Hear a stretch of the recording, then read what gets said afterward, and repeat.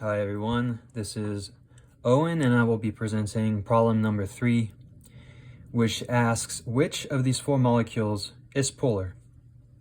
So polarity is an instance where a molecule has a net dipole moment, meaning that one side of the molecule will be more negatively charged than the other side. So for example, in water, oxygen has a more negative charge because it attracts electrons more than hydrogens, and that is due to its higher electronegativity in the periodic table.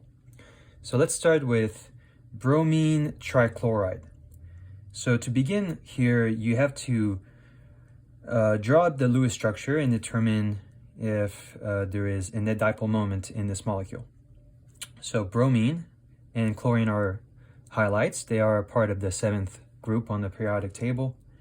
Bromine, being the least electronegative element, will be placed in the middle. And we will then draw the 3 chlorines on the outside. Bear in mind, this is a representation. It's not the actual geometry of the molecule. Chlorine has 7 valence electrons, as does bromine. Here we have drawn all of the electrons for chlorine, and it shares 1 with bromine, so all 3 chlorines have filled their valence shell. And now we have 4 electrons left for bromine, which we will place right here.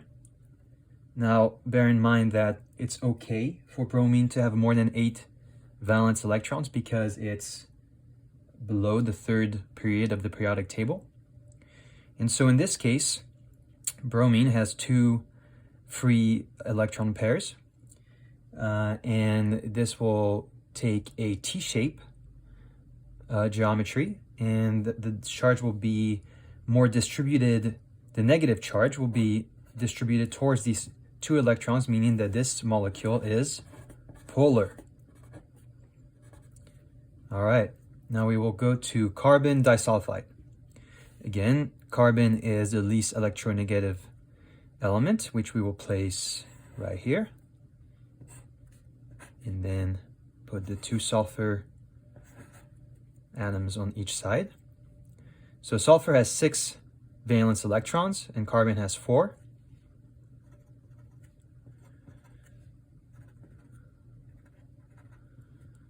So in this case, sulfur has 1 more electron, which can't really be placed alone, so we will have to join it up with one of the carbon's free elements, and so each sulfur is forming a double bond with a carbon. This will be a linear molecule, and meaning it's symmetrical in the middle, like this. And even though the sulfurs are drawing electrons towards them because they're more electronegative than the carbon, because of its symmetry, there is no net dipole moment. The vectors cancel each other out. So this molecule is non-polar. Now let's do silicon tetrafluoride. Silicon is the least electronegative element. Fluorine is actually the most electronegative element in the periodic table. 7 valence electrons and 4 valence electrons. So silicon has already filled its shell basically. So now all we have to do is fill out the remaining electrons.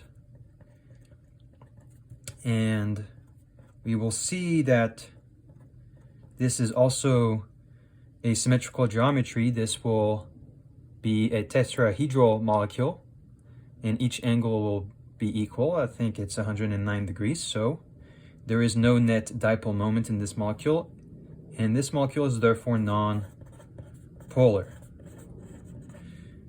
All right, last one.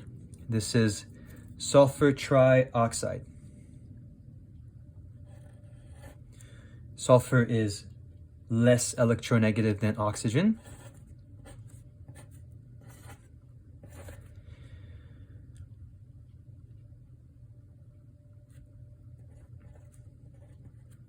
they all have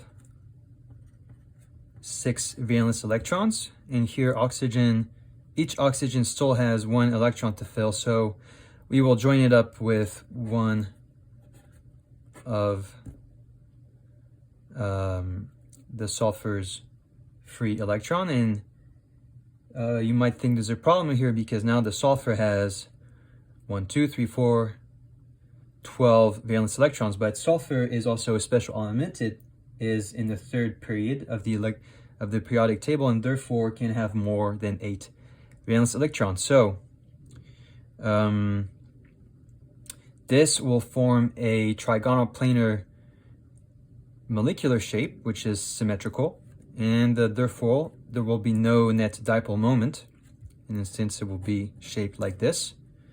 Oxygen pulls the charge towards them, but the net dipoles cancels each other. So therefore, this molecule is non-polar. And here you have it. One molecule in total is polar. Can you think of 2 molecules, one which is polar and one which is non-polar? Thank you so much for watching.